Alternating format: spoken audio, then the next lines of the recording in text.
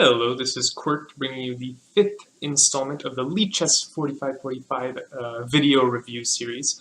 And as promised, we have our second Board 2 game, as once again there were no Board 6 games nominated, so we instead chose to showcase 2 games from Board 2. And last video we saw a nice, quiet, positional Roy Lopez.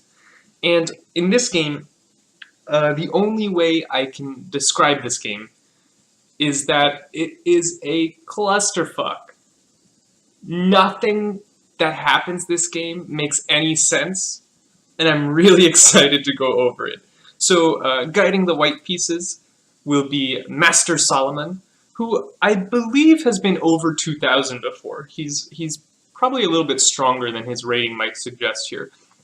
And with the black pieces is yago666, one of the moderators of the Lichess4545 League. So let's see exactly what happened here. This is quite a long game, so we have a lot to get through. d4 from MasterSalomon, d5, c4, and d takes c4. Yago playing the Queen's Gambit accepted.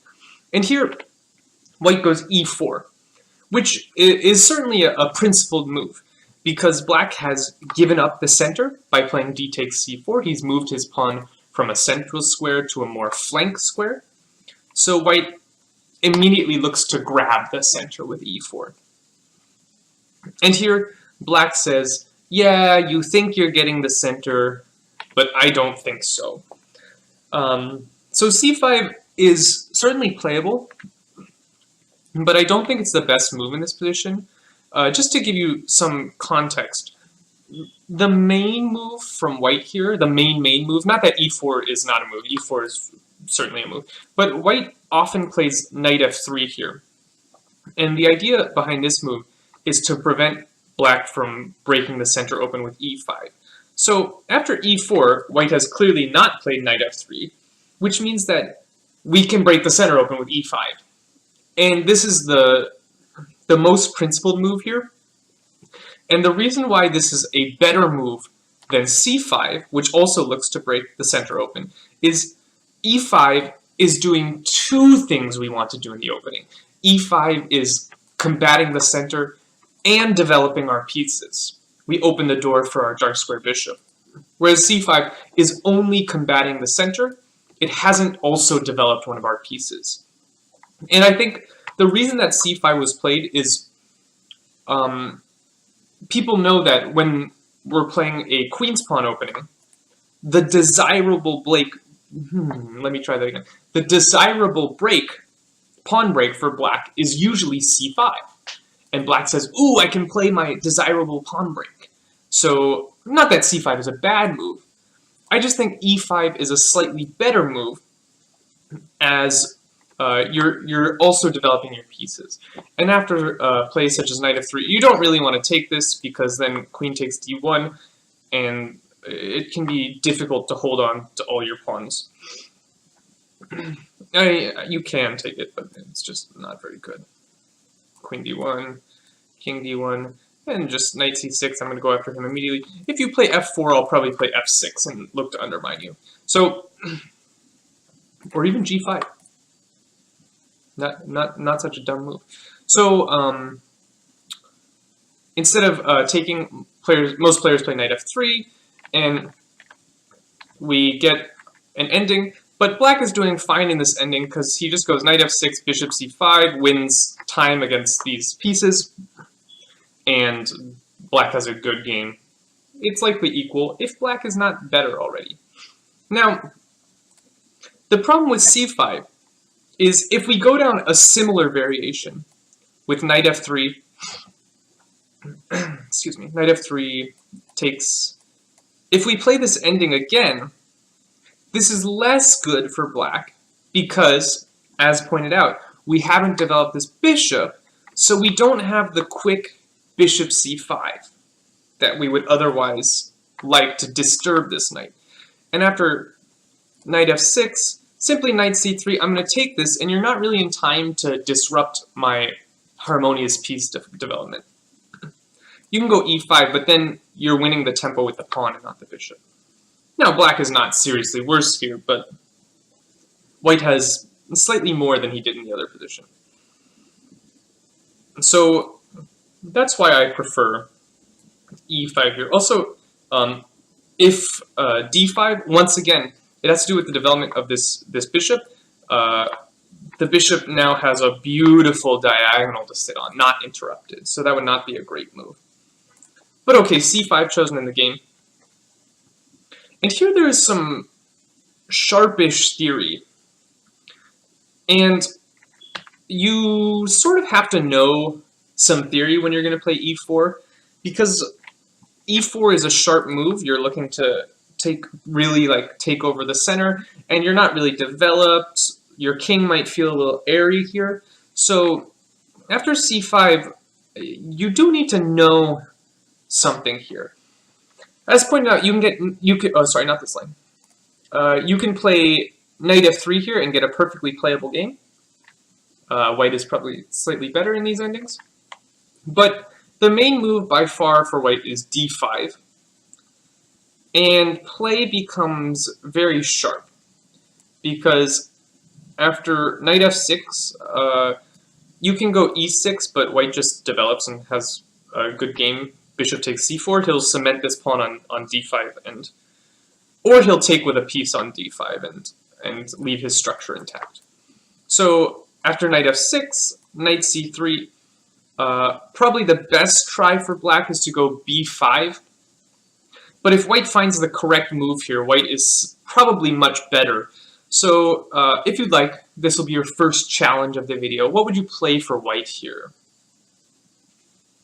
So in this position, the best move for white is not super obvious, but it's a good move. We develop and we pose a threat. Bishop f4. The point behind this b5 move, by the way, is that if knight takes, there's knight takes e4. But what bishop f4 does is, firstly, it develops a piece. That's good. And secondly, now I am threatening to play knight takes b5, because knight takes e4 will be met with knight c7 check. And similarly, b4 is not working because of knight b5 with the same threat. So black has to address his hanging b-pawn. You can go queen a5 or bishop a6, but either way, I think white has a good game here. He's going to be ahead in development. He has a better center, so I like white's position here. But after c5, white played a bad move. d5 and knight f3 are both good moves. Queen a4 check is not a good move, for multiple reasons. First off, we're developing our queen instead of any of our pieces. So we're breaking an opening principle. Second off, we're helping our opponent develop his pieces. So this does like two bad things. And to his credit, white's not some idiot. He actually had an idea associated with this move. At least I think he did. So black's only move in this position is bishop d7. Knight c6 loses to d5, pin and win. So black goes bishop d7. And I think white's idea with this move was that the black bishop is now blocking the d file. And the bishop on d7, it's not a great square for the bishop, but if your opponent's going to develop your pieces for you, you can't be too picky about it. The bishop on d7 is still better than it was on c8. So here, queen c4, and black's idea is now this pawn is not protected by the queen. But here, or sorry, that was white's idea. No, black's idea is that he's developing his pieces. Here, white makes a very big mistake. He misses an important tactical trick. White goes knight f3, which looks like a good move, because we want to develop our pieces. He wants to recapture with the knight, but he's missed the fact that black actually has a very strong move here in e5. And the problem for white is that after knight takes e5, which looks good, I took a pawn and I threatened mate, there's queen a5 check. And this is what happens when you develop your queen and you don't develop your pieces and you develop your opponent's pieces for them. The tactics just work for your opponent because they end up not even really having to work for their position. So knight f3 is a very bad move. But what I'll say is that even if black does not have this tactical trick with e5, say black just plays some normal move, knight c6.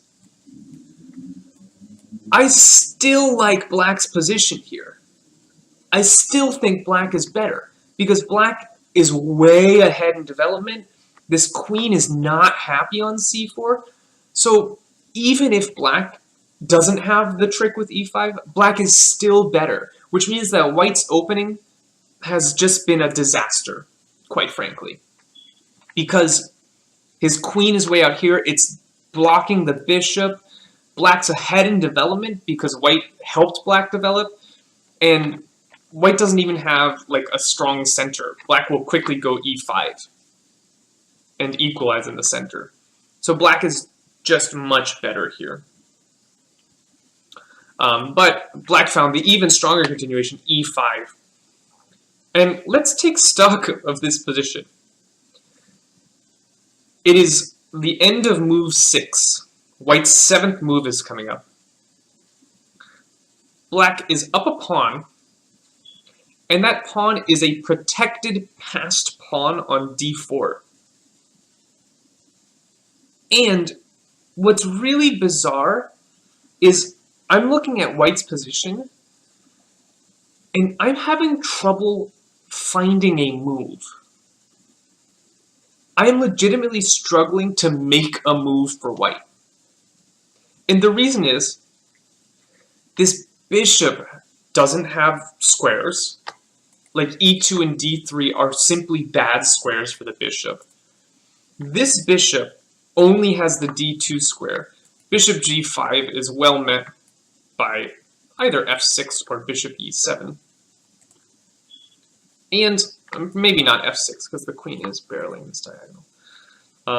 So the bishop really only has the d2 square. But the knight also only has the d2 square. So white's pieces are all in each other's way, and he has a worse position. It's like, how did this happen? I can't make moves.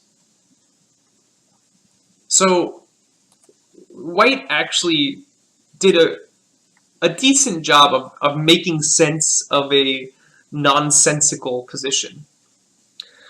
White went queen b3. This is not a move he probably wanted to play, moving the queen again, but the queen is in the way of his development. This bishop needs to move, so queen b3 is sensible. Also interesting is the move queen d5, targeting some weak pawns, but if you're going pawn hunting in this position, that's probably not a good idea. As black, I would just develop my pieces and say, what are you doing? You're not developing, that's for sure, and I'm developing all my pieces. So as black, I transfer my material lead into a development lead. This is very good for black. But okay, queen b3. Black plays strongly here, knight c6. Black says, you want to take b7? Please, please take on b7. I would be happy for you to go pawn hunting when you haven't developed anything and you don't control the center and your king's not castled. And white says, correctly says, no thank you. Making a threat on f7, which black defends. However, I'm not so sure about this move, queen e7. And the reason is, we just talked about how white's pieces are sort of stepping on each other's toes. And black falls into the same trap, shall we say, where black arranges his pieces so that they're stepping on each other's toes. And black was likely worried that on queen f6 there might be some issue with bishop g5, but the black queen just moves, and if knight h4, black can simply take this as a baby check. I'll move the king, it's not a problem. So here, pretty soon, black's pieces will come flying out, and black will castle. And in this position, it's very important to get your pieces out quickly. The position is still sharp, and if black can quickly organize his pieces and castle, he just has a simply winning position. So queen e7 is a little bit not a great move. But it does carry possibly the idea of going queen b4 check and trading queens. So here, white plays another really bad move, and I can't explain this. White goes queen b7, which it's not a move I would even consider in this position, because when I'm playing the white pieces here, it's my job to develop and create threats. This pawn is unimportant. These pawns are important. I would love to try and get rid of these pawns somehow, but this pawn is not at all relevant to the game right now. So as white, I would go bishop d2, not allow the queen trade. That's important. I need my queen, or else I'm just going to enter a lost ending. And here, black has some uncomfortable questions to answer, actually, because the obvious move, knight f6,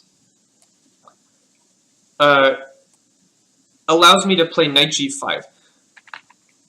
The point is, if instead of bishop d2, I go knight g5 here, as black, I can actually go knight h6, and I defend my f7 point. So, this sort of waiting move, bishop d, it's not a waiting move, it's a developing move, and it parries a threat, sort of exposes black as maybe having some developmental issues here. Because knight f6 is a little bit unpleasant.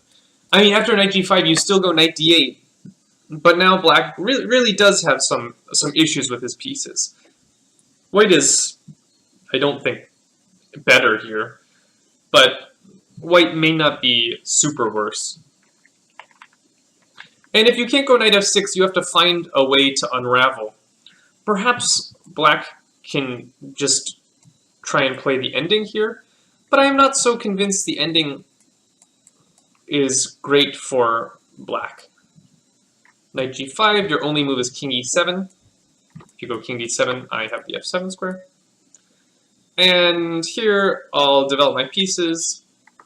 This knight has found a square at least. I can try and target the e5 pawn at least.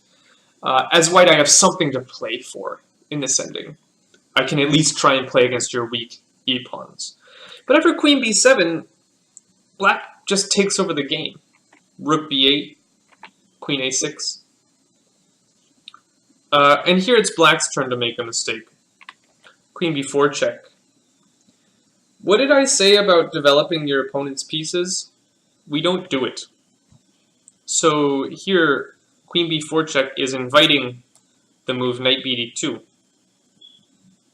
After which, white is still much worse, but at least white has pieces that are playing in the game. But black had a good idea with this move.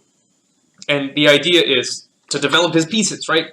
Because knight f6 still, there's still issues with knight g5, and you have to go knight d8, which is not what you want. So what black is doing is he wants to get the queen out of the way to develop the bishop, and then the knight, and if knight g5, I can just castle. But a better way to do this is just go queen c5.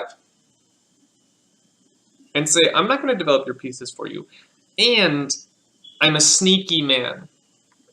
I'm a very, very sneaky man. Because if you play the obvious knight bd2, I actually had a threat. So black here has knight b4. And where does the queen go? The answer is nowhere. The queen does not go anywhere. Queen a3, knight c2. So black just wins here. But queen b4 check was played. And here I don't know. White just said I'm gonna give you a rook. I can't explain it. White spent 3 minutes on this move. And after 3 minutes he just said, have my rook. Like, I get that your position is bad. And I get that that can be really frustrating, especially as white, if your opening just goes terribly and you feel like you're missing tactical points, like you missed e5, and you're like, oh my god, my position's so awful. But guess what? The only way you're going to get out of it is by playing good moves. If you have a really bad position, the only way to survive is to play good moves. And this is not a good move. You can't just give a rook for nothing. That's a rook. Like, what? It's move 11. I'm not castled. I haven't really developed my pieces. How can I possibly justify sacrificing a whole rook? It doesn't make any sense. So, when you have a bad position, all you can do is play the best move. And your opponent's not a grandmaster. They're not going to play amazingly and just, like, roll you off the board. They're gonna mess it up. And if you play good moves, move after move after move, you'll be there to right the ship when they mess it up. After knight bd2, there's no guarantee that Yago doesn't do something stupid. I mean, look, white is sacrificing a rook and the game ended in a draw. So, players mess stuff up at this level. Play good moves and you'll be in the game when they mess it up. Bishop d2 is a disaster. That's a full rook. Bishop b3, I mean, his idea is to try and trap the queen, but it just doesn't work. Castles. Here Yago misses an opportunity to increase his lead. Funnily enough, there's some strange geometry going on here. The queens are online in a strange way. We don't normally see a queen on a1 x-raying a queen on a6 like this. But it means that there's actually, the a pawn is actually pinned. So there's the move rook b3. And it's not super clear because white has discovered attacks on the queen. But I mean, if you just calculate this a little bit, it's clearly winning. Knight c3. White's point is that both pieces hang currently, especially the queen hangs. So if you go something like queen b2, which by the way is totally playable, like you can just play this position and be winning. I would play this in a heartbeat. I'm up 2 pieces. I'm up 2 pieces. Like what? But, okay, you even have this move. And then the queen comes out. And you get your exchange back, sure. But, okay. Now what am I up? I'm up 2 pieces. It's like, come on. Just play this position. Play up 2 pieces. How bad can it be? But okay. Black plays queen b2, which is also dead winning. Because black's up a rook. What's the problem? Queen c4, I made a threat. And now black takes on b3, which is a sensible decision. He's up a rook, he can give some back. And yeah, now he's up a piece. The bishop was pretty strong creating threats here. It's not easy to defend to defend f7. So rook b3 is sensible. And now black develops his pieces. Great. I like developing my pieces. Queen b5, sure. But, you know, queen b5 is a sneaky move. Here, white is being cagey. Because if black plays the obvious move, knight f6, white actually has tactics based on the exposed back rank. So white here can go knight e5. Ooh. That's a spicy one. And your problem is, if you take this, I give you this check. And come back here and you lose a lot of pawns. Are you still winning? Yeah, you are. But why? So black has introduced this threat. Or sorry, white has introduced this threat on e5. So black plays f6, which would be a move I would be reluctant to play. I would probably play bishop f6 with the idea of I'd like my knight to move. The problem with this f6 move is now my knight is a little bit unhappy. It doesn't really have a square. Oops. Whereas after bishop f6, my knight has a beautiful square on e7. I'll get all my pieces into the game. It's just what I wanted. And I'll be winning because I'm up a piece. But okay, f6, not losing by any means. Knight h4, the knight's coming to f5, so g6, sure. Now my knight really can't move, but I mean, it's all fine. I'm up a lot of pieces. Rook c1, bishop a3. This is fine. I mean, black's trying to clear the square for the knight. This makes a lot of sense. He can also go bishop b4 with the idea that the rook is hanging, but bishop a3 is fine. Takes. Black takes the bishop because he doesn't want to be weak on the dark squares. Sure. Queen f1, the rook is hanging, the knight develops, knight b5. Here, I don't understand why black doesn't just castle. Like, just castle, please. Why are we playing this move, queen b4? Castle? Why aren't we castling? I don't understand. Queen b4, check, king f7. It's not like it's losing, but like, just castle. Make your life simple. Queen d3. Like, it's all so lost. I don't even know what to say. Black's simply up a piece and a pawn, and it's this pawn, right? It's not any pawn. It's a protected pass pawn on d4. Knight a5, sure. Let's go win another pawn. White can't do anything about it because his pieces are all over the place. Rook c8, queen d1, takes, rook b1, rook c7, rook b3. And here, after 14 seconds, Yago played the incredible queen takes b3. And Yago has good ideas associated with this move. After queen takes b3, Yago was planning rook c8 or rook c1 mate. However, you'll notice that for some reason, it's not letting me play this move. And that's because queen takes b3 comes with check. So this is a massive blunder back. Black can play literally almost any other legal move and be easily winning.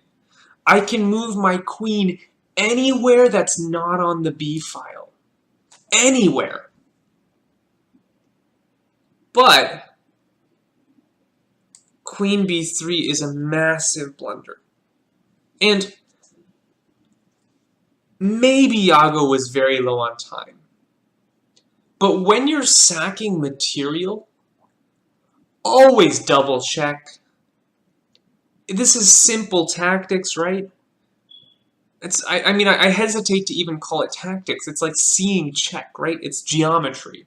Just double check. Make sure you're not missing something. If you think you're playing, like, if this move works, it ends the game.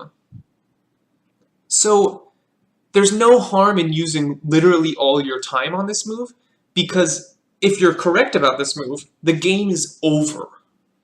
White can simply resign. So just double check. And I understand, because there's something to be said for just trusting your tactical vision. Like, your tactical vision is really important, and normally we don't miss things like queen, like this comes with check, right? So we sort of trust ourselves that we've seen this. But just be careful when you're sacking material. That's all I really have to say. It's just a blunder. And this is actually something I can speak to, because I struggled a lot with this in my chess, where I would get really nice positions, winning positions, and just make crude mistakes. And I think the best solution, at least in my experience, is to like solve simple, stupid tactics. Solve like mate in 2 puzzles. Solve like 1-move knight forks. And the reason is, think about the number of times in your chess you've had a 1-move tactic versus the number of times you've had a beautiful 6-move combination. These 1-move tactics show up all the time, and missing just one ends the game. So you have to get those 100% of the time. So solving a bunch of them can be really beneficial if you find yourself doing stuff like this. And all of a sudden, we have a wildly different game. So here, I'm sure Yago was very upset, because he's just really thrown away a winning position. But in this position, you have to take a deep breath, settle in, and be like, okay, what's happening in this position? Because it's not apparent that black is actually lost here. Black has a rook and bishop for the queen, and 2 pawns. So black has material compensation for the queen, which means that this position materially is about equal, but black still has a nice d4 pawn. Black still has something to play for here. So now it's time to settle in and be like, okay, I was winning, I really messed it up, but now it's time to play on. It's time to win again. Queen b2 guards the mate threat. Knight c8, this is an interesting move.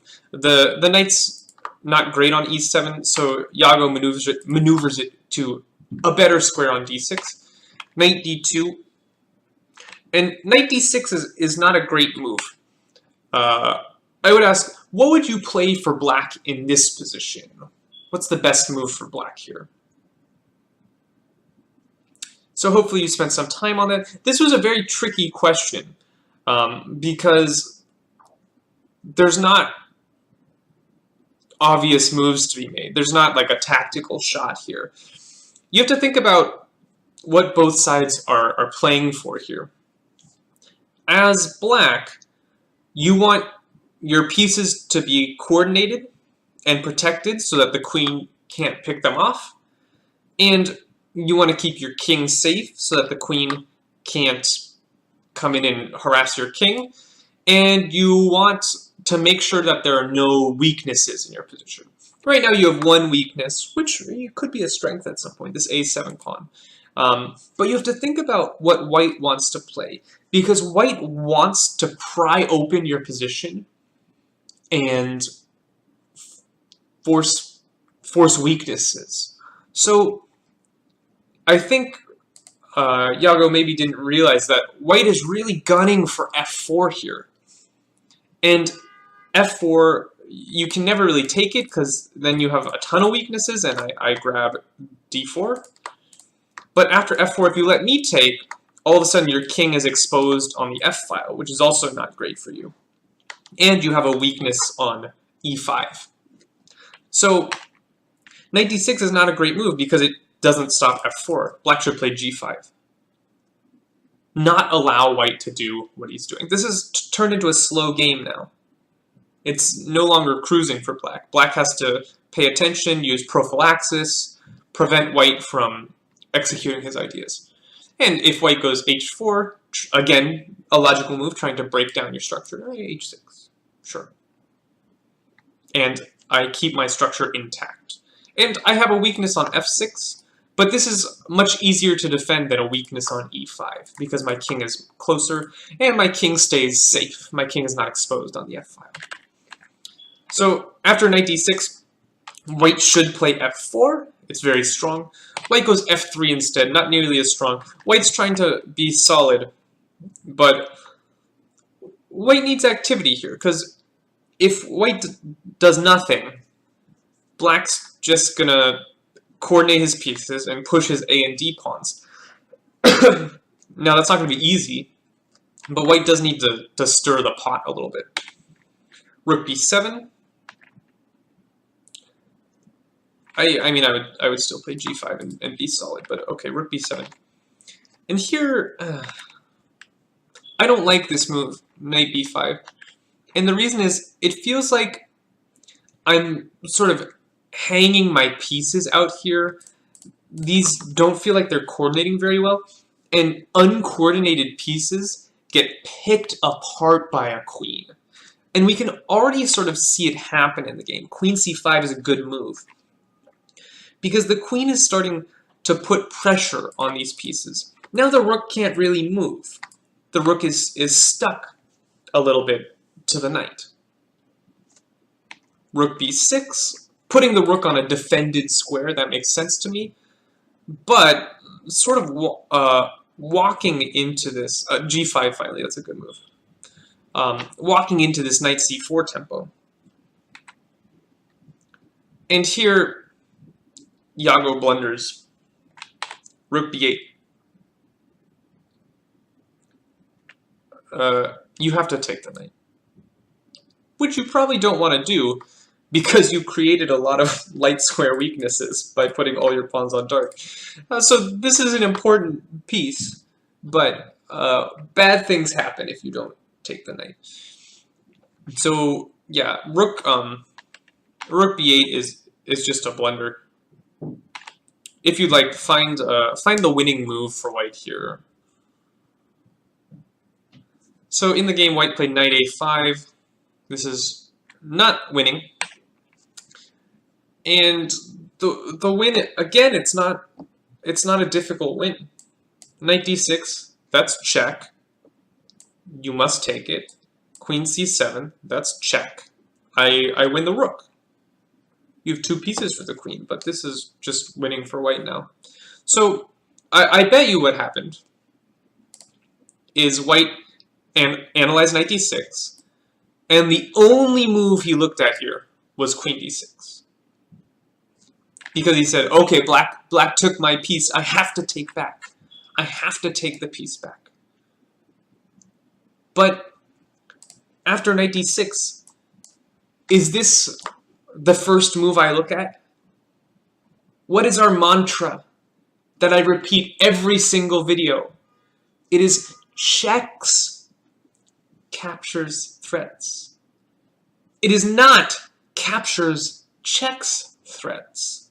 So here, queen d6 should not be the first move I look at.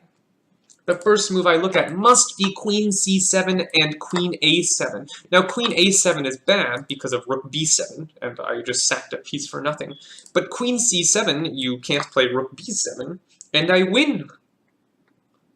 So white has gone from being beyond lost to winning. And this is just a simple missed win. 2-move tactic. Both moves check. We have to find these things. Black has messed up. We stuck with it. Black messed up. Now we can push, but we have to find the win. Knight a5 is not good. A6 is a very interesting move from black. I actually like this move quite a bit. Black has a nice idea associated with this move. And after queen c6, the idea behind a6 was to protect the knight so that the rook can move. So queen c6, rook c8. And what black is doing is black is sacrificing the a-pawn in order to activate his pieces. And rook c2 check. And question, where would you go with the king as white?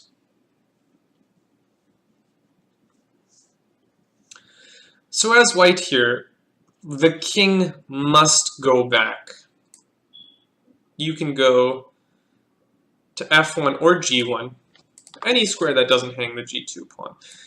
Say king g1, and here black can draw by just pushing the pawn, but it's complicated. So something like d3, if you take the knight, d2 just wins because of check and queen. So after d3, knight b3, you do need to stop this for real. Now play becomes very, very complicated.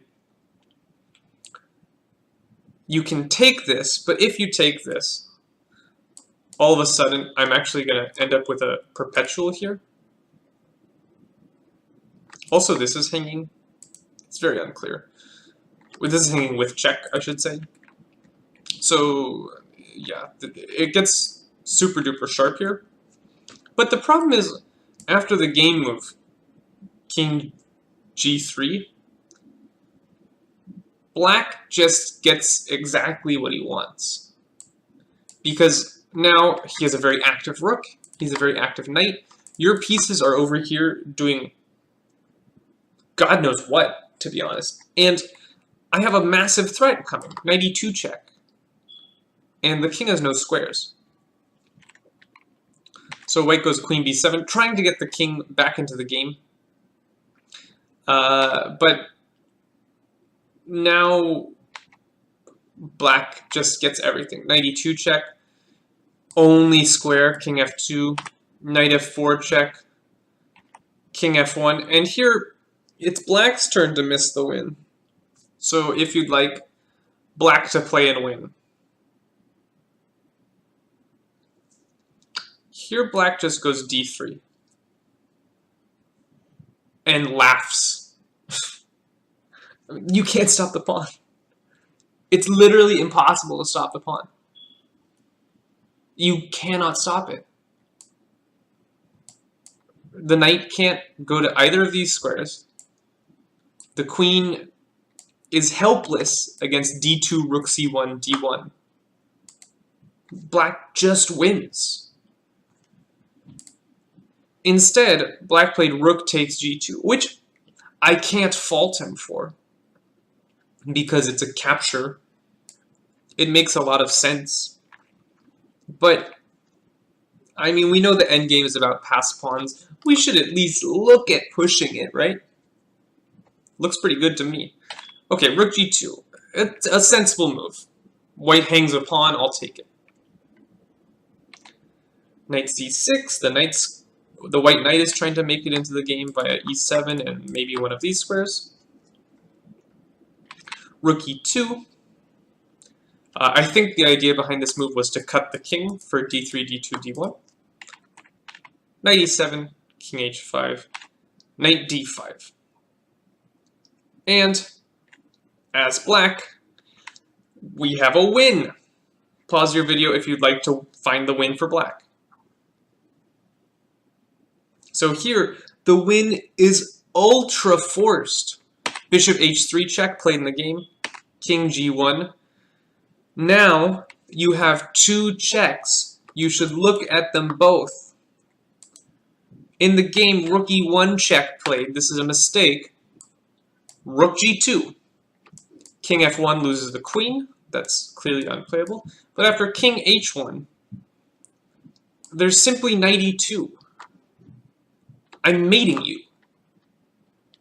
Good luck stopping that. P.S. You can't.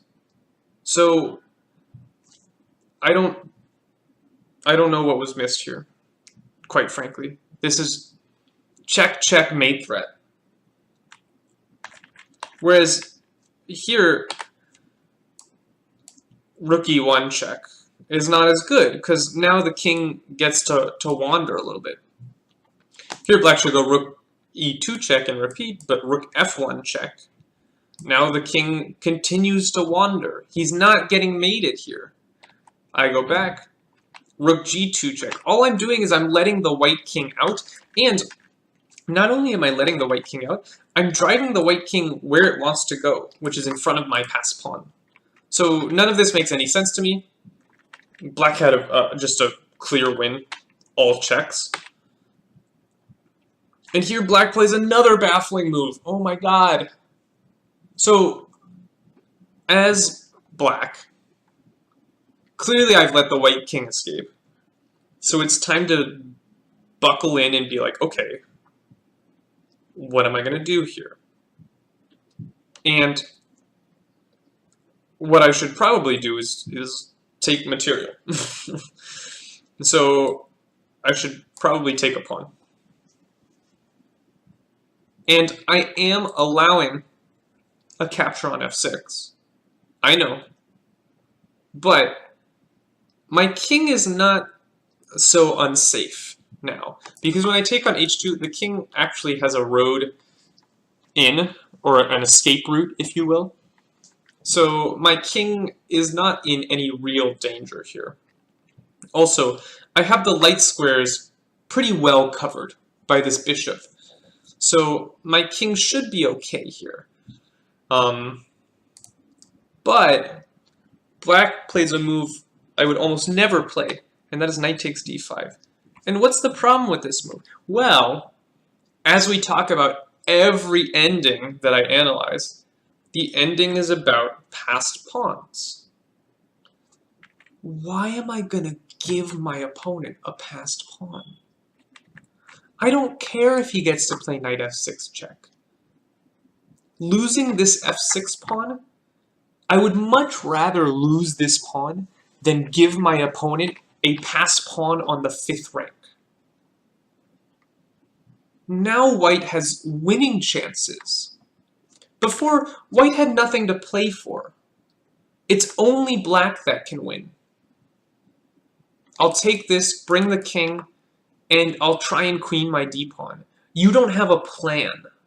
You can't play for anything. Now white can play to promote his pawn. It should still be a draw, but it's not easy. Now black has to be worried. Rook g1, rook g2, rook g1, rook... oh, bishop f5. Yeah, that's fine. Improve the bishop. The bishop wasn't doing much. Now the bishop helps protect the squares in front of the d-pawn. Rook g2, rook g1. It's clear that black actually has a draw here. Just checking forever, if you would like. But here black signals, no. I'd rather play for the win. But it's dangerous. It's dangerous. Here white can already go d6, and black has to hurry. Like, how does black make this work? After queen b5, to his credit, black found a very nice move. Black needs to get the pawns rolling, clearly. That's the plan. It's the ending. We push past pawns. So, you can't go d3. You can't really go e4. So black found a very nice move, which is g4. This is a nice move because what black is doing is black is clearing the way for his e-pawn. He'd like his e-pawn to start rolling. Check. Takes. Rook takes. You can go bishop takes as well. Bishop takes allows the check here, but this is actually not such a big deal because now my king comes in. And you can take my pawn, but again, this pawn doesn't matter. He doesn't matter. He's not important. These three pawns are the ones that matter. And maybe the f pawn matters if I get f5 in to support e4. But he doesn't matter. So Here white would probably be advised to go something like d6, but I wouldn't take on h7. But okay, rook g4 is also good. d6, e4.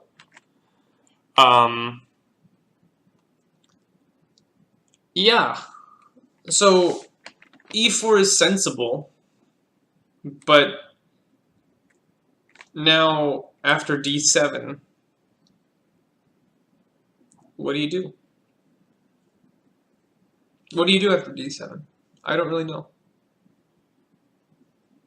So, I mean, you have to take it, right? You can go e3 check. And if you'd like, you can go rook g2 check. But you start to have a lot of things hanging. Here, rook f2. But eventually you have to take this. This pawn is hanging. This looks very winning for white to me. But for some reason, d7 is not played. I don't understand. It confuses me, especially if I'm low on time in this ending. If I were low on time, the move I'm just flicking out is d7. I'm saying, d7, what are you doing about my pawn?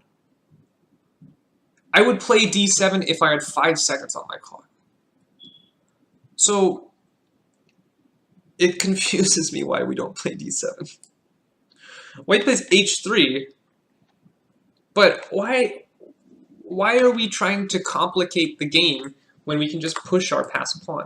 Because h3 actually does allow black e3, king e2, and now the rook on g4 is not on a good square. So this h3 move just pushes the rook to a better square.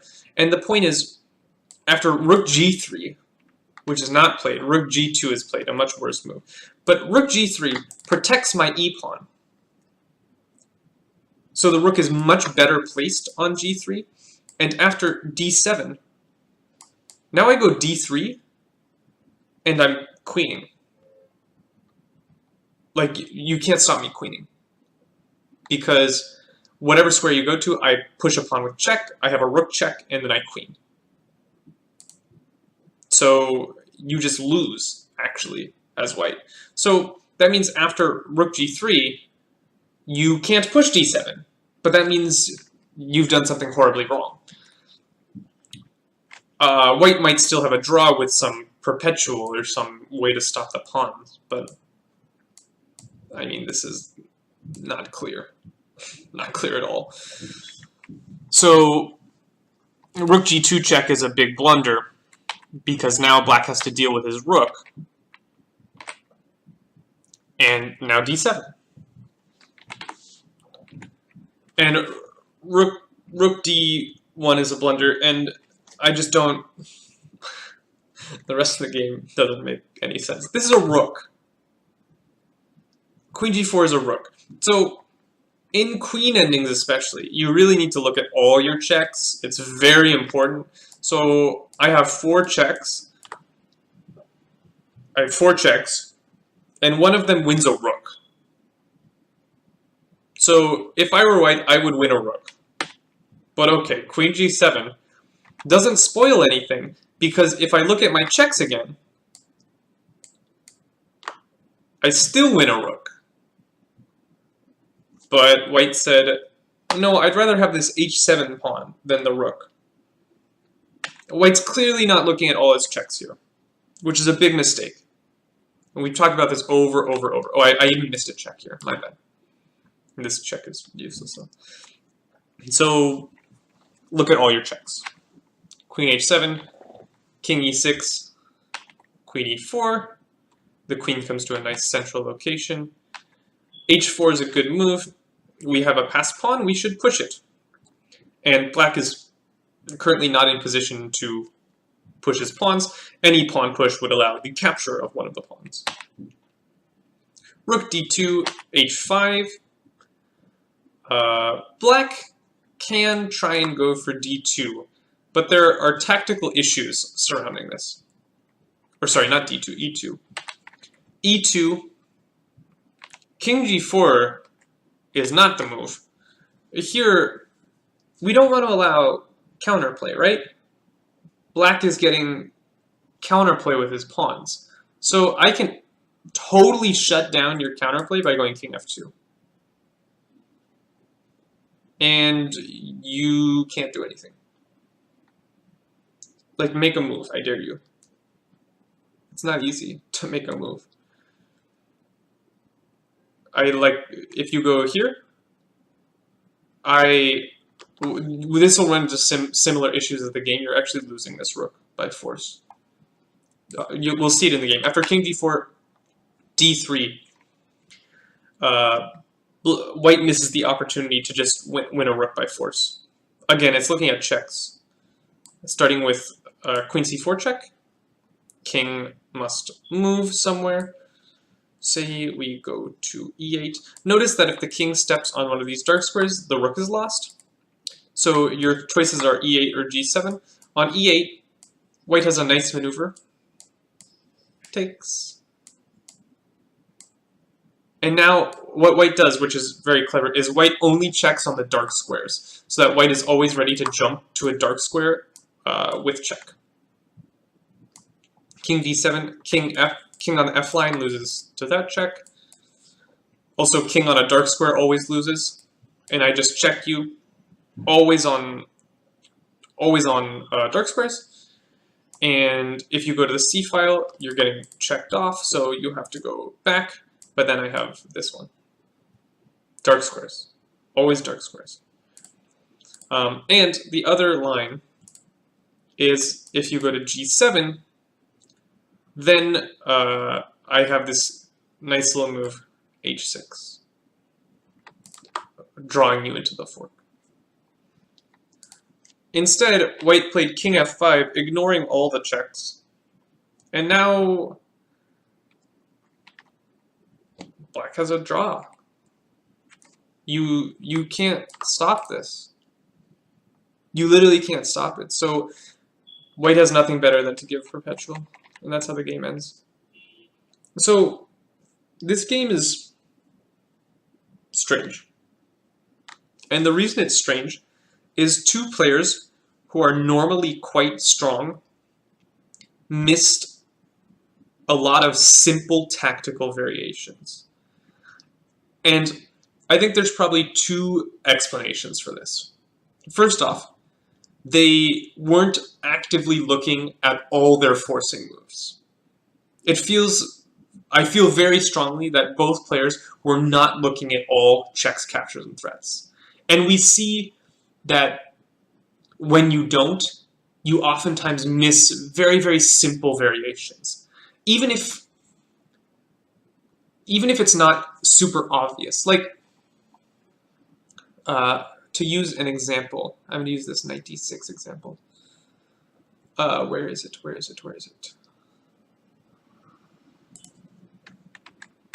This example. This check is quite obvious. But here, in this position, this check is maybe not obvious, because the obvious move is to recapture the knight. But if you're on high alert, if you're thinking about checks, captures, and threats, the first move you would look at in this position would be queen c7 check. Now, there is a little bit of a trickiness to this, because you have to visualize from this position that the c7 square will be available for the queen. You have to realize that you've dragged the knight away. But that just comes with visualization and tactics practice, looking at all those forcing moves. The second thing I feel like, I shouldn't have scrolled, I messed up the video, oh well. The second thing I feel like is that both players were probably allowed emotions to come into the game, which is a natural human tendency, but probably not helpful to your chess. And what I mean by that is, like, as the black player, it's so easy to be like, oh, I messed this up, this is awful, I was winning. And then you get sort of stuck in this loop of like what could have been in the past, and you're no longer focused on the game at hand. And white at some point was probably like, oh my god, I played such a terrible opening, I'm playing so bad. And that prevents you from being present and really focusing on the game and playing the best move after move after move.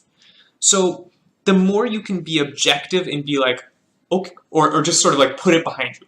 I played bad, but now this is a different game, and I need to play good from here on out. Because the fact that I played bad previously doesn't mean that I'm going to continue to play bad.